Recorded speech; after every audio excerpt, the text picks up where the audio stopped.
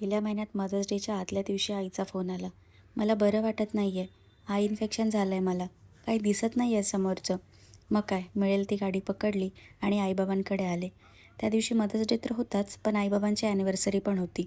म्हणून जाताना थोडं स्वीट घेतलं. पण पुढे आईची तब्येत बघता त्या रात्री काही रेकॉर्ड करणं झालंच नाही. Next day Monday. माझ्या कामाचा बिझीच दिवस. पण 2 कामात वेळ मिळाला की चहा नाश्ता बनवला आणि आईला दिला. तिला गेले 3-4 दिवस त्रास होतच होता. म्हणून घरात साफसफाई नव्हती आणि सगळं अस्ताव्यस्त होतं.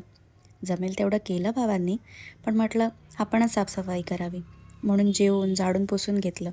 हे करता करता संध्याकाळचे 7 कधी वाजले तेच कळलं नाही. विचार केला, आई कसं बरं करत असेल हे सगळं? याच्या उत्तरासाठी कदाचित आईच व्हावं लागेल. काही दिवसांपूर्वी खूप रील्समध्ये वाचलं होतं, आईसारखं आई इतकं आईलाच जमतं. पण कधीकधी आईसारखं आई इतकं करणाऱ्या आपल्या आईसाठी आपल्यालाही तिची आई व्हावं लागतं. हॅपी बर्थडे आई.